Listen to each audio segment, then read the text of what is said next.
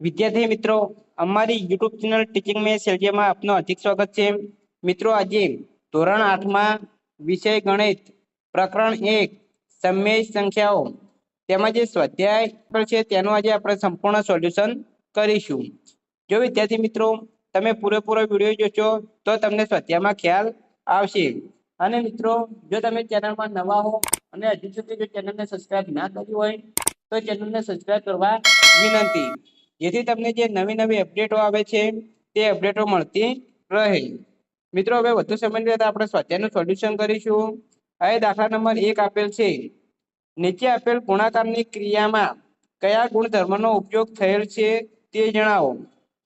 તો એ પહેલા જ નંબરમાં આપેલું છે -4/5 ગુણ્યા 1 બરાબર 1 ગુણ્યા -4/5 બરાબર -4/5 જવાબ મળે છે.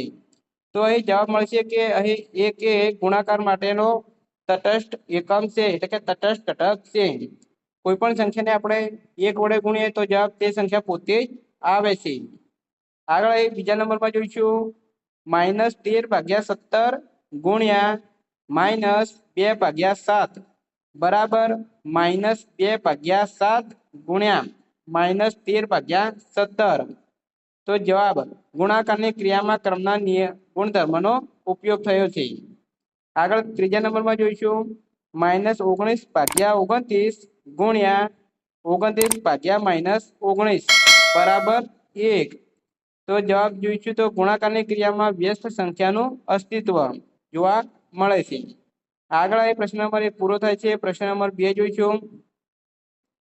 દાખલા નંબર 2 1/3 ગુણ્યા 100 ગુણ્યા 4/3 ની 1/3 ગુણ્યા 100 4/3 રીતે ગણતરી કયા ગુણધર્મના ઉપયોગથી કરી શકાય તે જણાવો.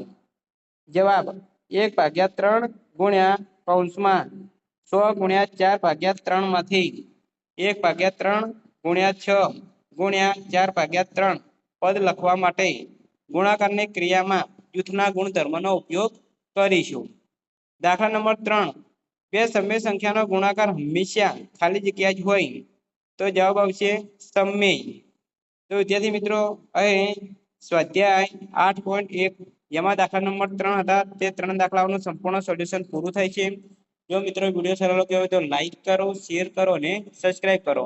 તથા ધોરણ 8ના બીજા વિષયના સ્વાધ્યાયના સોલ્યુશન અહીં ચેનલમાં મૂકેલા છે, તે તમે જોઈ શકો છો. Thank you.